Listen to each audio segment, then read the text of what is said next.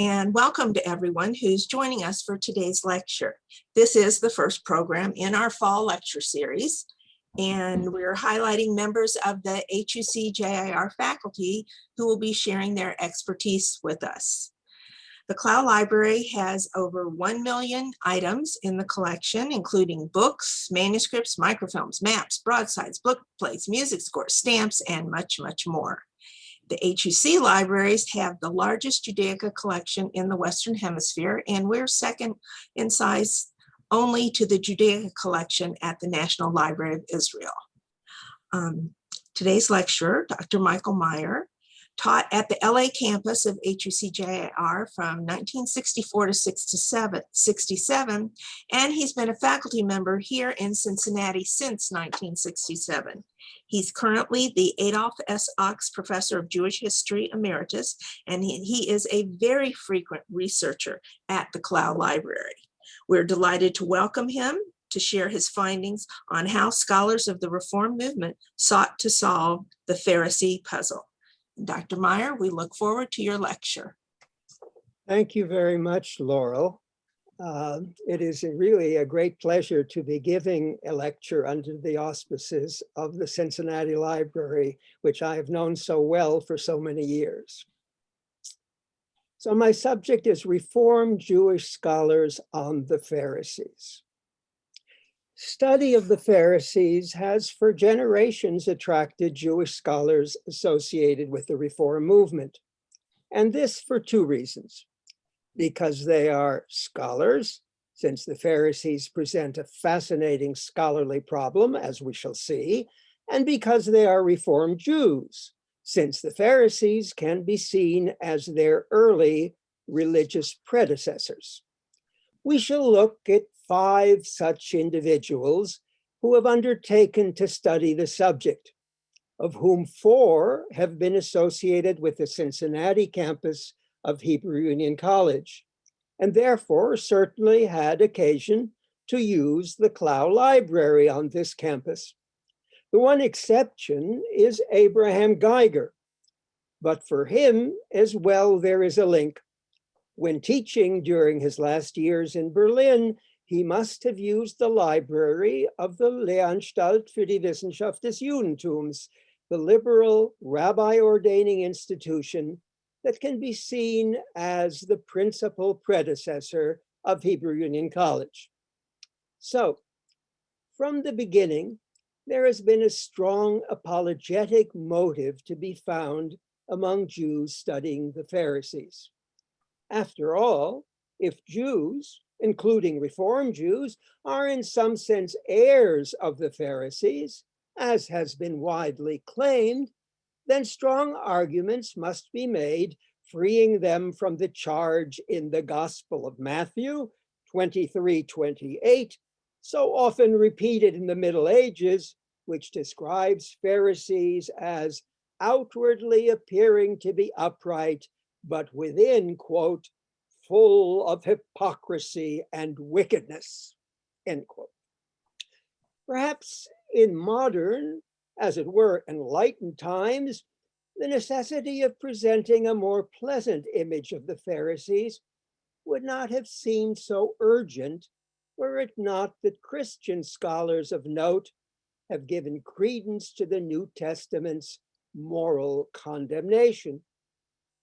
Prominent among these was the well-known German scholar Julius Welhausen, whose interest in the Bible extended beyond the source criticism of the Old Testament, for which he became famous. In an essay of the year 1874 titled "The Pharisees and the Sadducees," Welhausen readily admitted that his conception of the Pharisees, quote, deliberately relied on the New Testament, and his conclusions were certainly not favorable. He argued that for the Pharisees, their devotion to law very nearly overpowered their moral judgment. God was forgotten, he argued, in favor of the Torah, and the result was, quote, an ethical and religious materialism.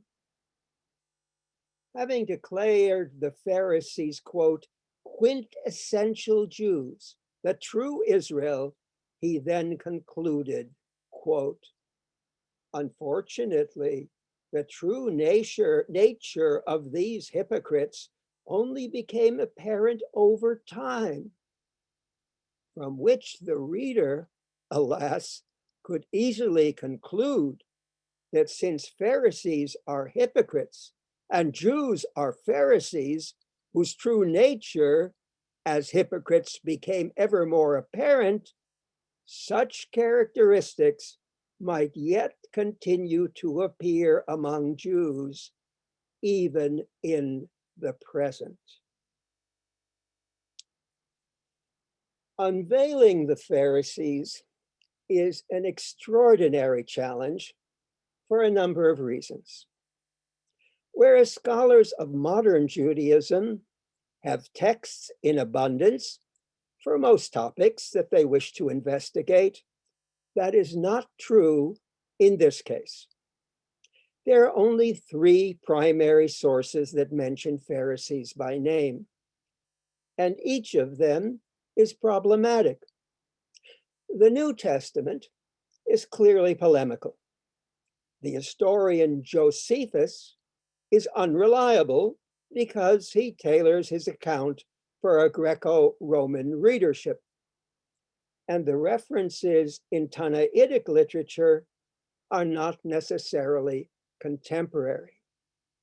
Moreover, the 3 sources are not consistent with each other, or even always consistent within themselves. Although the name Sadducees, Saddukim, clearly derives from the name of the high priest Zadok, it is not at all clear what the word Pharisees, prushim in Hebrew, means. Are they interpreters, mifarshim, same root, or some sort of separatists, porshim, who are therefore separated, namely prushim? And if the latter, from whom or from what are they separating themselves? How does their name relate to other designations that may or may not have the same meaning? Specifically, sofrim, scribes, chachamim, sages, and chaverim, members of a religious fellowship that stressed ritual purity.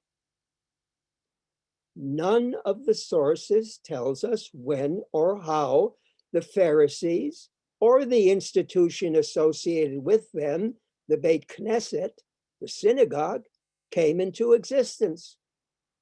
In short, this is a topic that allows for a maximum of scholarly hypothesis, or, if you prefer, scholarly imagination. So let's see how our chosen scholars have dealt with this intriguing subject. Abraham Geiger was at once a leading critical scholar of distinction and the foremost liberal rabbi in 19th century Germany. His path-breaking study of the development of the biblical text, titled in brief Urschrift, original text, has remained a classic. In that work, and in an essay devoted specifically to the subject, Geiger focused his penetrating lens on the Pharisees and their counterpart, the Sadducees. Let us begin with the latter, with the Sadducees. The Sadducees, Geiger tells us, were the priests and the wealthy patricians whose power flowed from the temple and its perquisites. He notes that according to Josephus, they accepted as authoritative only the Pentateuch.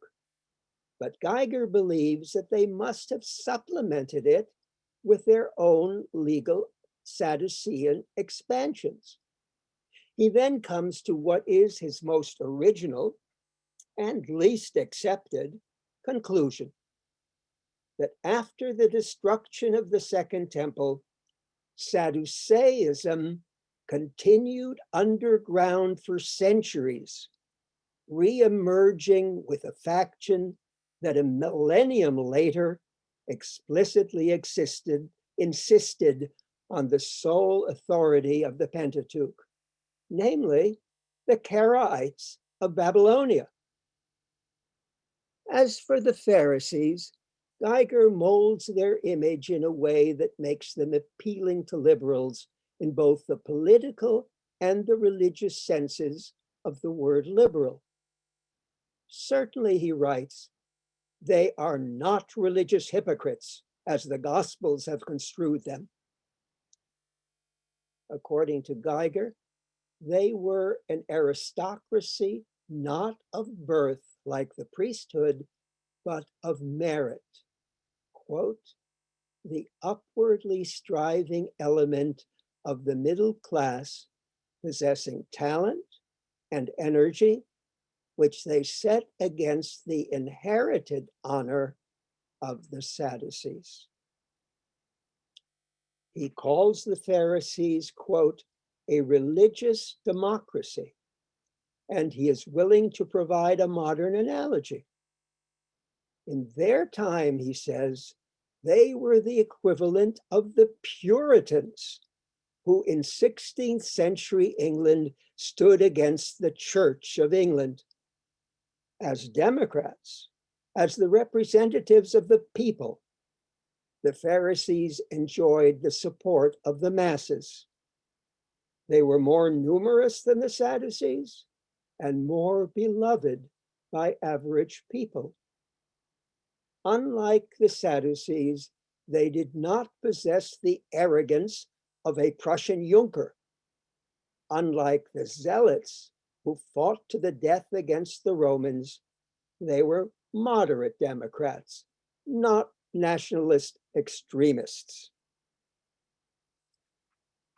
Geiger interprets Prushim to be a later equivalent of Nivdalim, the latter term clearly meaning separated or separatists, as it is used in the books of Ezra, chapter 6, verse 21, and Nehemiah, chapter 10, verse 29, where it refers specifically to separation from the not fully Jewish elements in the land.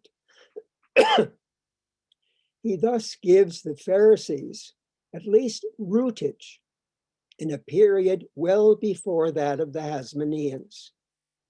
Over time, they developed laws and institutions that they came to regard as, quote, traditions of the fathers, Masoret Avot, and which they set over against those of the Sadducees. Geiger is the only major scholar who claims that the earlier Pharisaic norms were not all that distinguishable from the Sadducean, and calls these laws an older halakha, which eventually became antiquated. The distinctly Pharisaic traditions of the fathers, which became known as the oral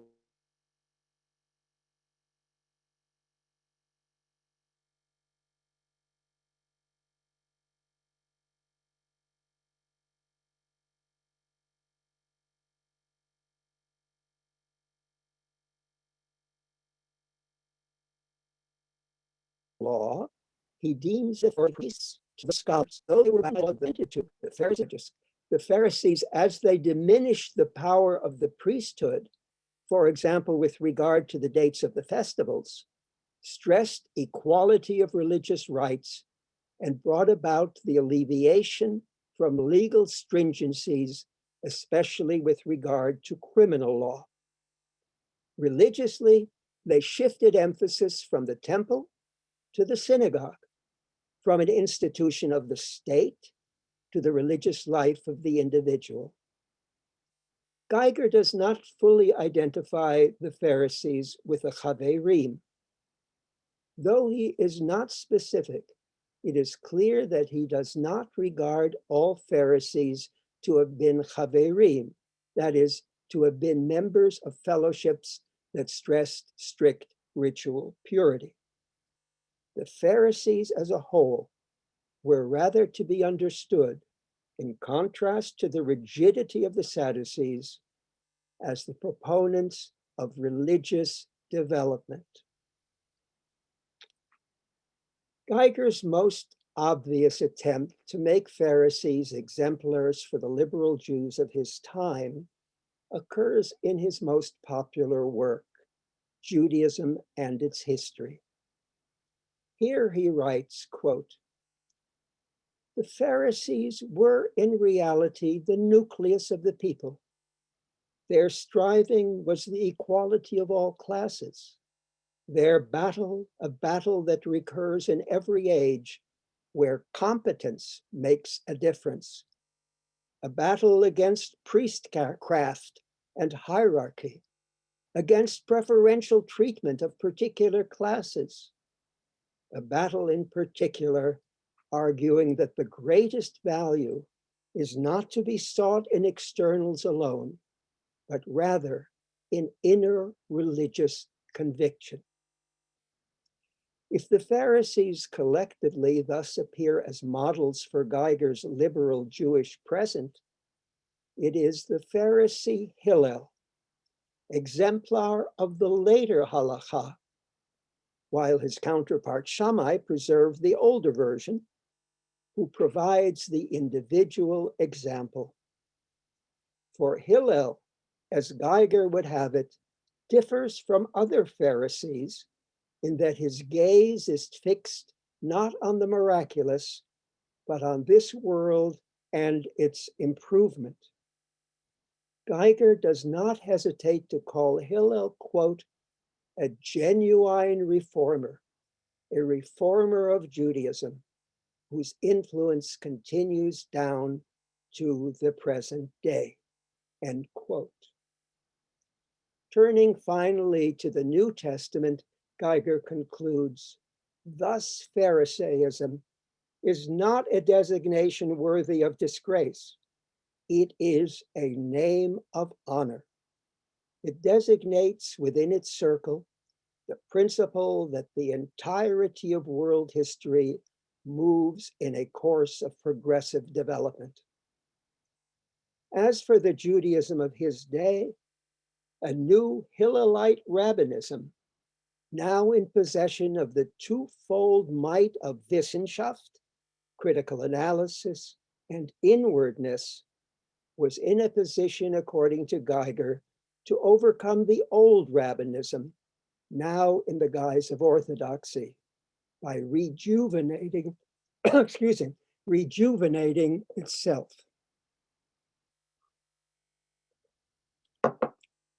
Had Geiger lived a generation later, he would have felt quite at home in the Hebrew Union College, presided over by its second president, Kaufmann Kohler. In fact, Geiger was Kohler's mentor in Germany, and it was Geiger who convinced Kohler to come to America. Like Geiger, Kohler was a scholar of consequence, but he was more theologian than he was historian. In 1905, shortly after becoming HUC president, Kohler wrote the entry on Pharisees for the Jewish Encyclopedia, in its day the standard work of Jewish reference. Unlike Geiger, and like many later scholars, Kohler did equate Pharisees with Chaverim, with those Jews who insisted on strict ritual purity and avoidance of closer association with the Am Haaretz, the people of the land, whom Kohler defines as, quote, "the ignorant and careless boor." But Levitical purity, and an elitism based on meticulous observance of ritual law is not what Kohler wants to stress. Like Geiger, he wants to see the Pharisees as progressive, and beyond that, even as advocates of raising the religious value of women, which is what Kohler was urging be done in his time. He chooses to focus on the Pharisaic conception of the Sabbath, using a text from the Mishnah without questioning the date of its origin. He notes the special obligation of Jewish women to be kindlers of the Shabbat candles. He writes, quote, "The Pharisees transformed the Sabbath and festivals into seasons of domestic joy, bringing into increased recognition the importance and dignity of women as the builder and guardian of the home," end quote. He also notes that Shimon ben Shetach, who was indeed a Pharisee living from 140 to 60 BCE, introduced the ketubah, thus protecting the wife's interest in the case of divorce. Then, using Josephus as a proof text, he concludes, quote, "It was on account of such consideration for the welfare of the home that the Pharisees stood in high favor with the Jewish women," end quote. But not surprisingly, it is Pharisaic theology that Kohler wants to emphasize most. The fact that the Pharisees believed in angels might have put off Kohler, who was a rationalist. But instead, he gives it a positive twist, arguing that the Pharisees used that belief in order to move anthropomorphism away from God to subordinate beings, angels. Thereby, he writes, the Pharisees were able, quote, "to gradually sublimate and spiritualize the conception of God." Similarly, with regard to punishment or reward after death, a concept that, like many scholars, Kohler believed to be of Persian origin, the Pharisees were enabled to instill Judaism with a new motive for morality, life after death. In his most famous work, titled Jewish Theology, the HUC president became even more present-minded. Like Geiger, he is enchanted with Hillel, the exemplary Pharisee, but for a new reason. Hillel's famous welcome of proselytes could be seen as a way of spreading ethical monotheism beyond the bounds of Israel, a favorite doctrine of all modern forms of religious Judaism, the so-called mission of Israel, though its spread in particular was a special favorite of the reformers. Sadduceanism, in Kohler's view, meant insistence on the letter of the law. Strangely, much like contemporary Jewish orthodoxy in his eyes, it was in opposition to such literalism in ancient times that there arose a new voice, quote, "The Pharisaian spirit of progress applied new methods of interpretation to the Mosaic Code, and especially to the Decalogue, deriving them from a higher conception of God and godliness, breaking the fetters of the letter and working mainly for the holiness of the inner life and the endeavor to spread happiness about," end quote.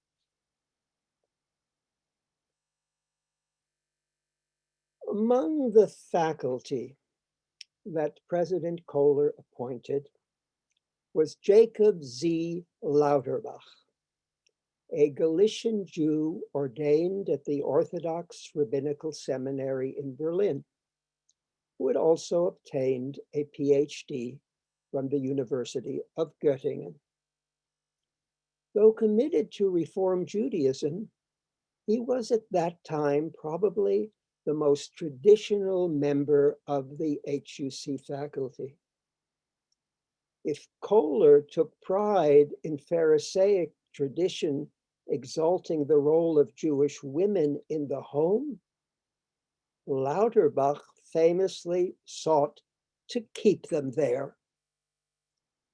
When the issue of women rabbis at HUC arose for the first time in 1922, Lauterbach wrote a well-known responsum which ended with these words, quote, "I can see no reason why we should make this radical departure from traditional practice, except the specious argument that we are modern men, and as such we recognize the full equality of women to men.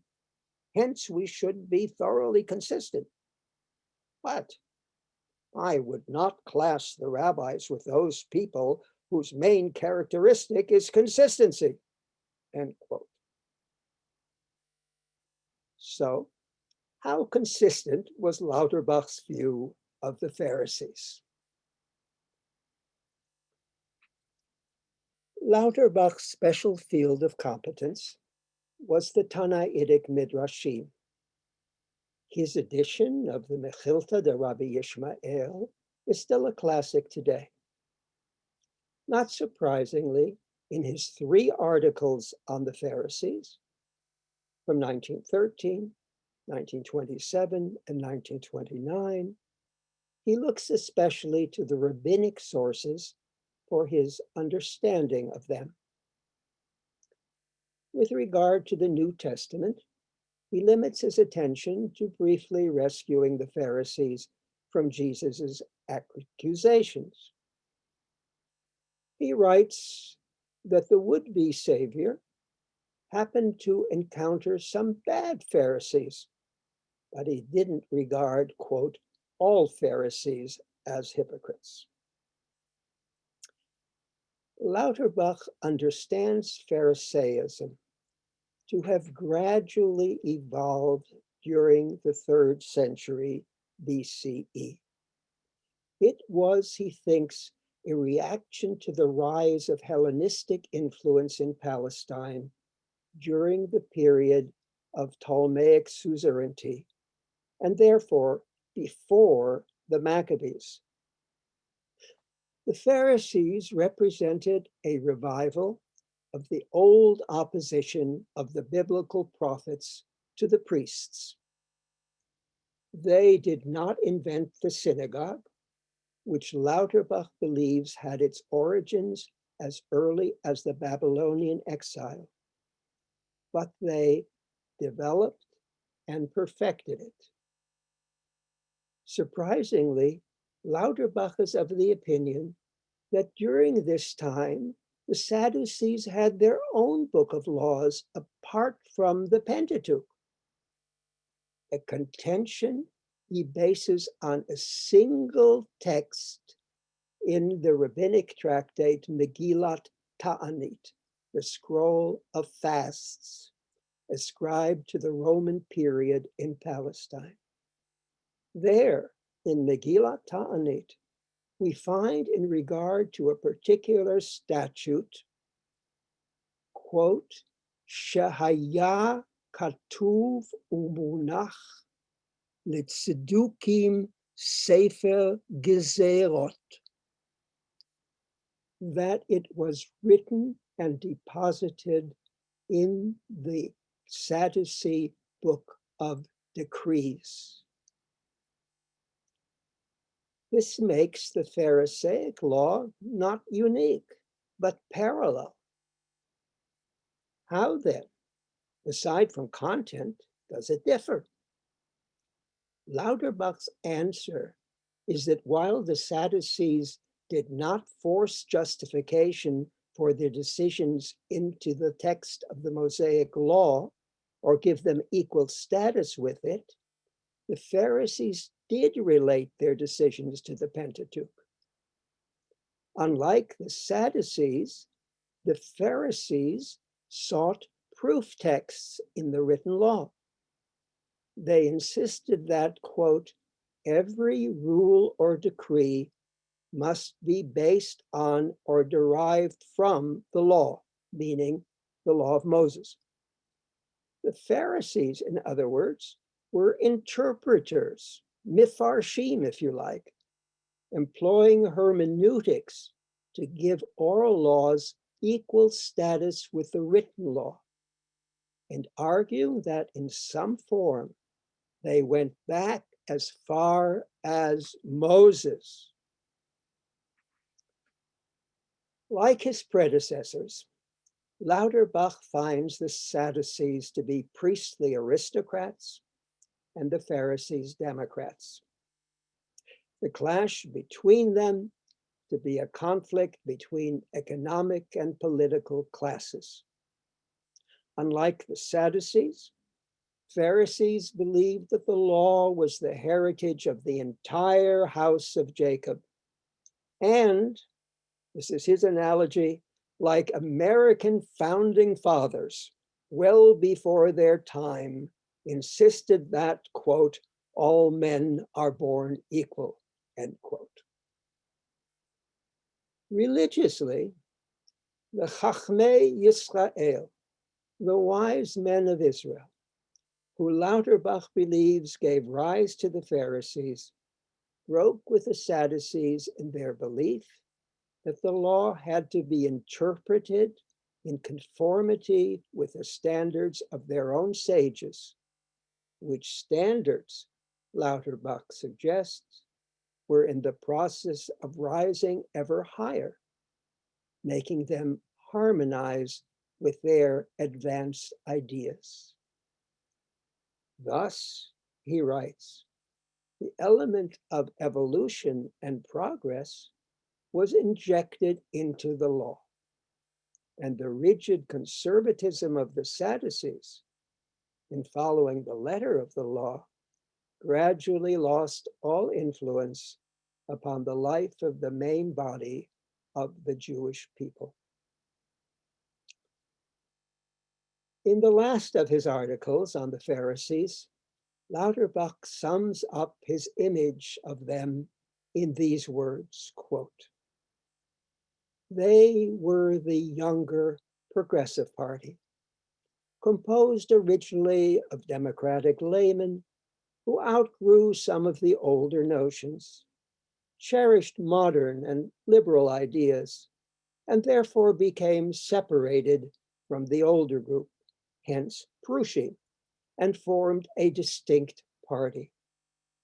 They were the liberal separatists, the dissenters, who rejected some of the ancient traditional conceptions of religion and who broke away from the primitive traditional attitude toward the Torah, end quote.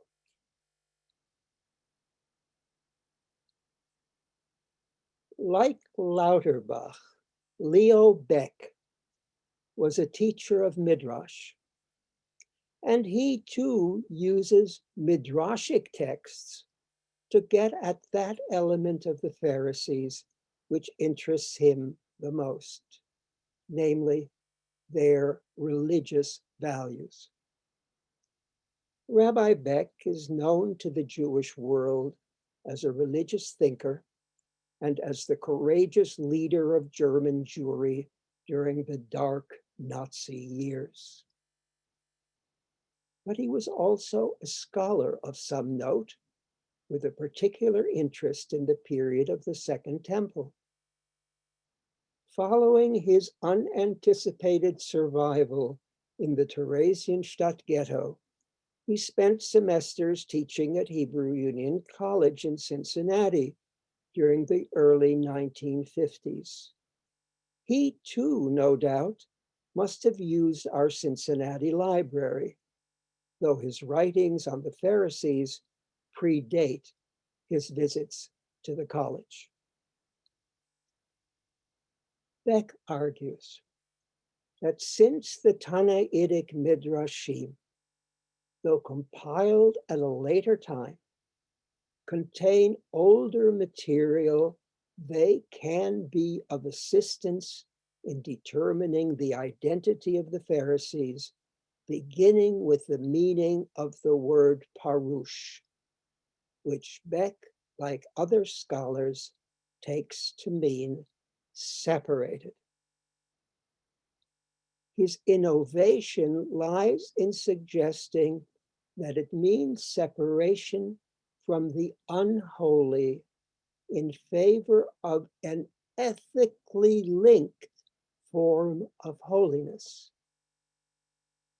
Thus, in Sifra, the Tannaitic Midrash to Leviticus, Beck finds two interpretations of God's biblical command to be holy that are relevant to his conception of the Pharisees.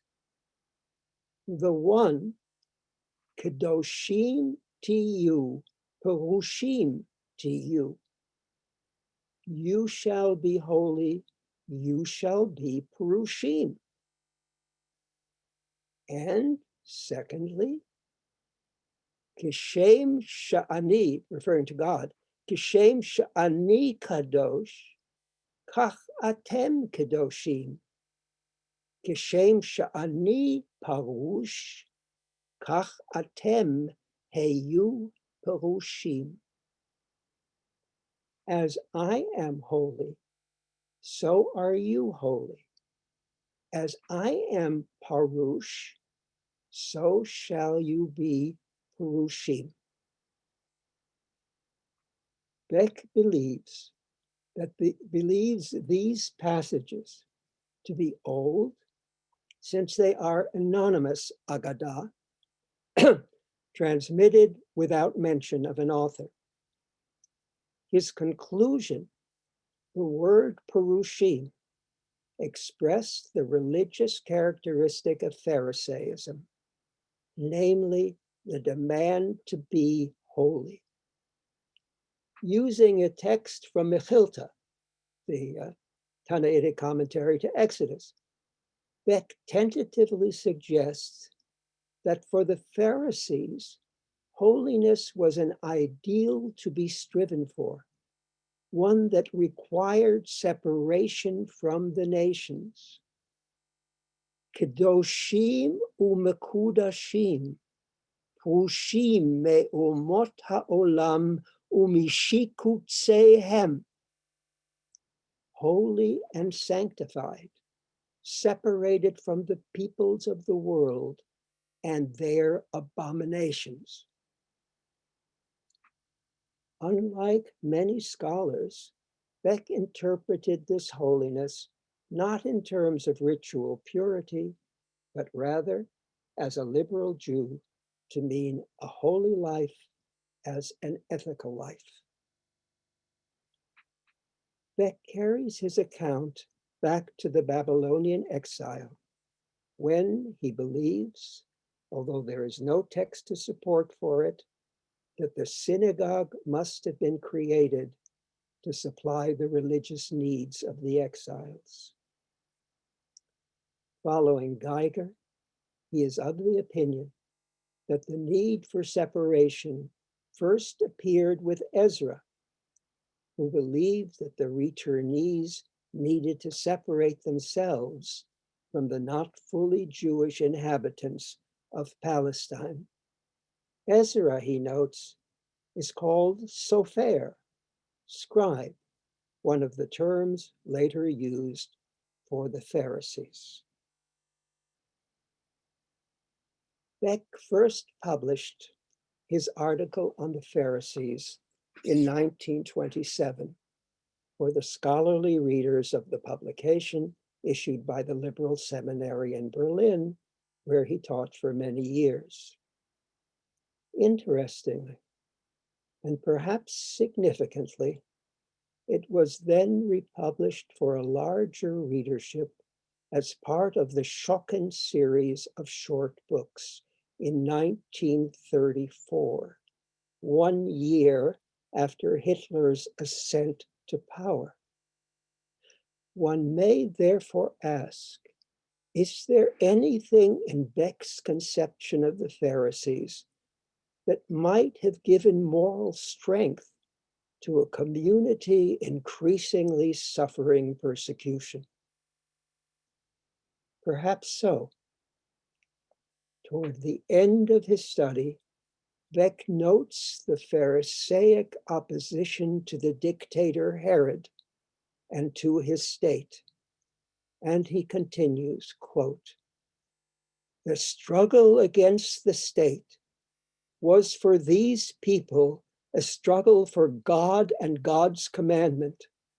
Pharisaism is the heroic spiritual attempt to give the state its maxims not via reasons of state, but rather by the laws of God, to determine the idea of the state by the ideal of community.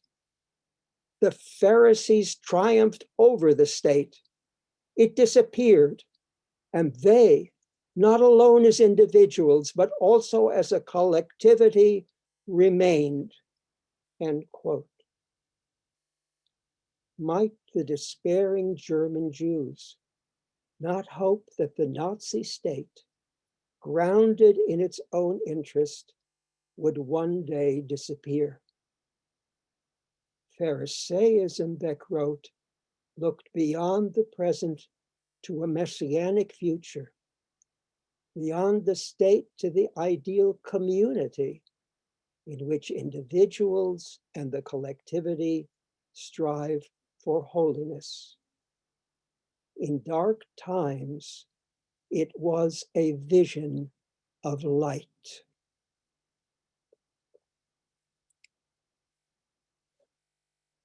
When Leo Beck taught at HUC, Ellis Rifkin was already a member of its faculty. Unlike all those I have mentioned so far, he was born in the United States and studied general history at a university in America, Johns Hopkins in Baltimore. His academic training as a secular historian would influence his growing interest in defining the Pharisees and lead him to conclusions widely at variance from those of his Reform Jewish predecessors. Among scholars associated with Reform Judaism, Rifkin devoted the most attention to the Pharisees, writing a number of articles on them, and finally an entire book on the subject. He titled it "A Hidden Revolution: The Pharisees' Search for the Kingdom Within." It appeared in 1978. Unlike some of the earlier scholars, Rifkin begins his investigation not with a linguistic analysis of the name Prushim, but with the references to the Pharisees in the three primary sources, the New Testament, Josephus, and the Tannaitic literature.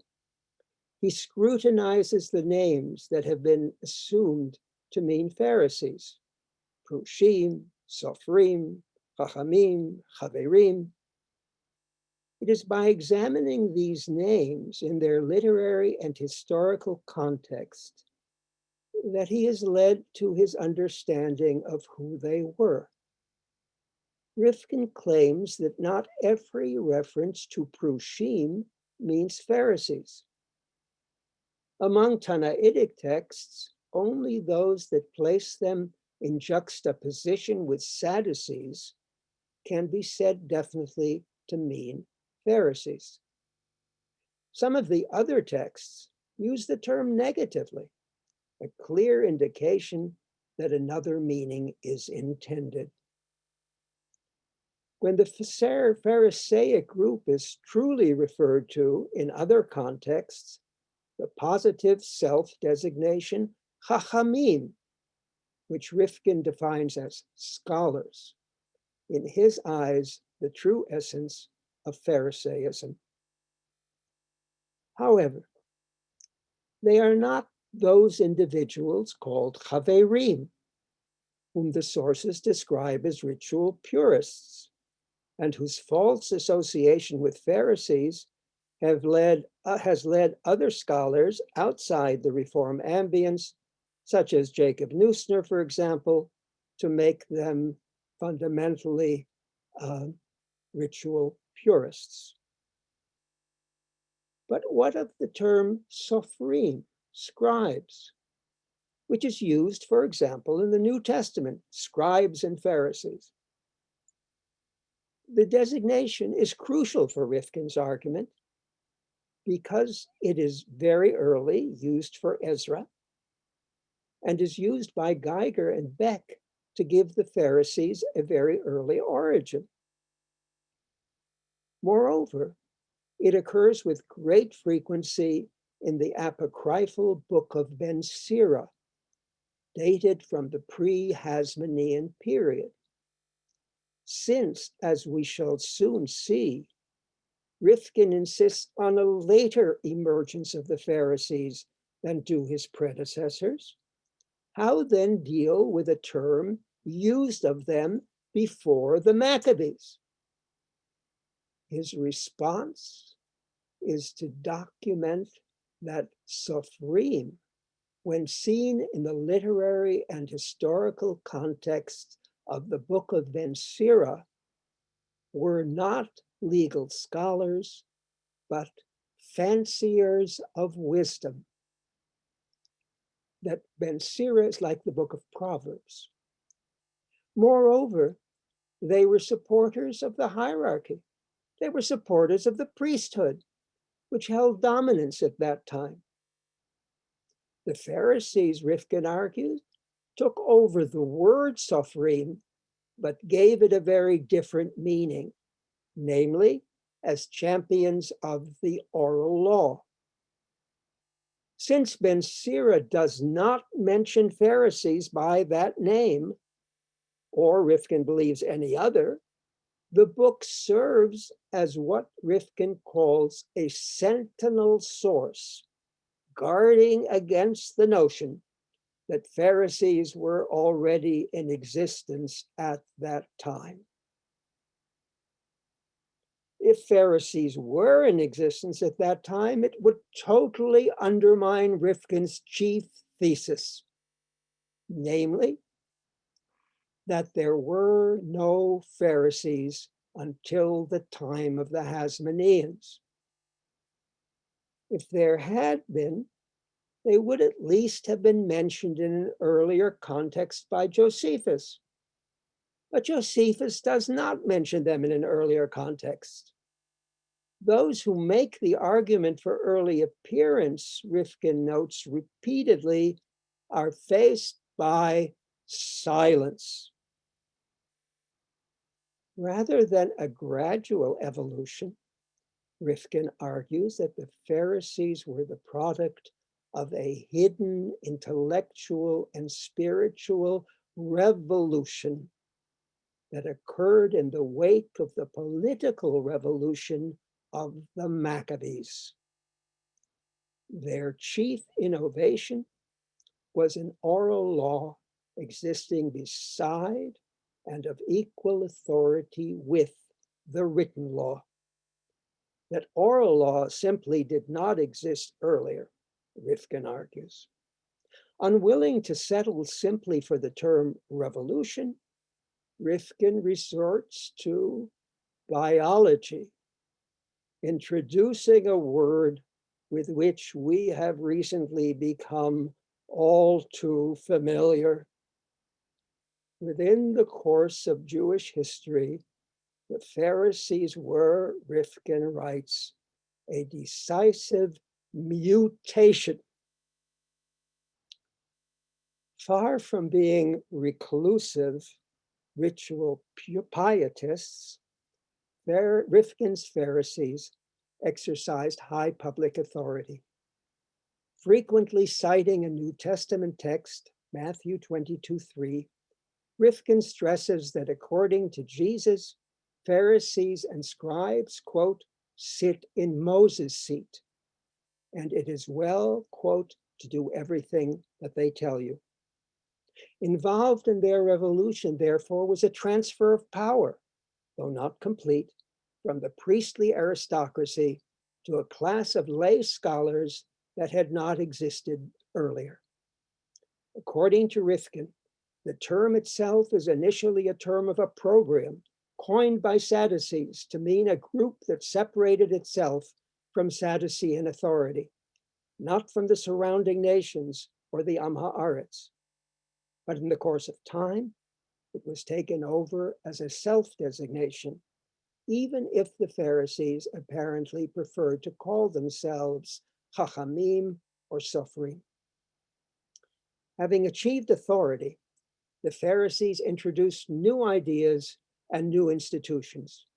Chief among them, among the institutions was the synagogue, which, as Rifkin stresses repeatedly, is not mentioned earlier, though other scholars have difficulty imagining that it or something like it didn't somehow serve the religious needs of Jews as early as the Babylonian exile. As to the origins of the Pharisaic synagogue, Rifkin makes a startling comparison. It, quote, may have been analogous to that of such revolutionary gatherings as the conventicles of the Puritan Revolution, the committees of correspondence of the American Revolution, the Jacobin clubs of the French Revolution, and even the Soviets of the Russian Revolution. The synagogue was not the only novel institution. There were authoritative bodies for legislation and judicial decision, headed by the Beit Din HaGadol, the highest court of the law. There was a new term for laws, halachot, and there were new concepts of God, HaKadosh Baruch Hu, the Holy One, blessed be He, Makom, a name indicating God's universality, Shekhinah, the feminine indwelling presence, and Avinu Shabashamayim, our Father in heaven, pointing to God's fatherly concern for each individual. And there was the hope that the unfairness of this world would be compensated appropriately for the righteous and the wicked in a life after death. The result produced thereby was a stricter morality. Is there anything in Rifkin's writing on the Pharisees that links him, like the other scholars we have examined, to the Reform movement or to his own identity as a Reform Jew? Toward the beginning of the hidden revolution, Rifkin provides a glimpse into his own religious development, which he tells us was like that of the New Testament's Paul. Citing Philippians 3:5, he writes that he met Zelda, his wife of many years, quote, when I was still as to the law a Pharisee, and as to righteousness under the law blameless. Quotation from the New Testament regarding Paul.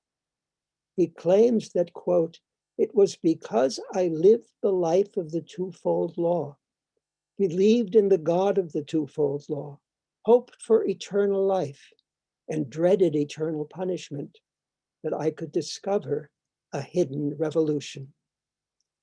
We may then speculate that at some point Rifkin had a Pauline revelation, which resulted, perhaps in revolutionary fashion, in a more enlightened form of Judaism as he saw it, which he associates with reform. However, his being a sort of ex-Pharisee himself did not mean that Rifkin despised Pharisaism any more than Paul did.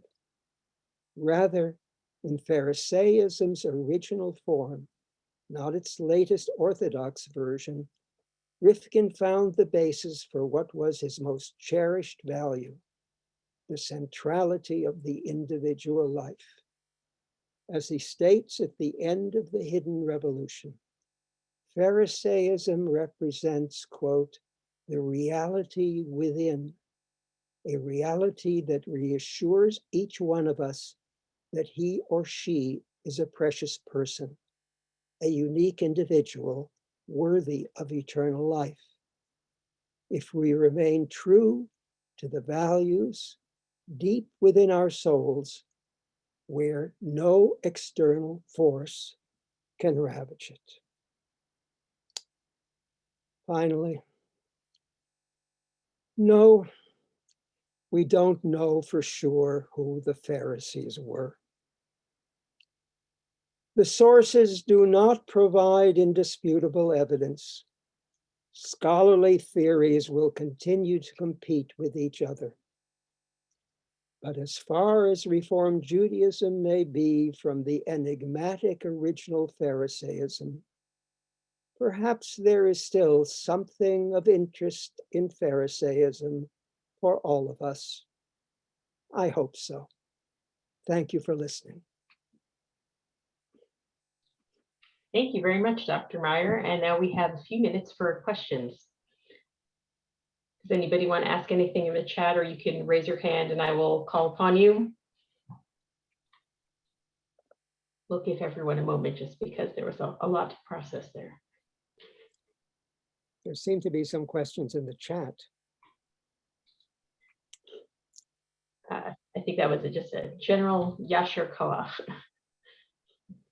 Thank you. That was from Rabbi Marks in Israel.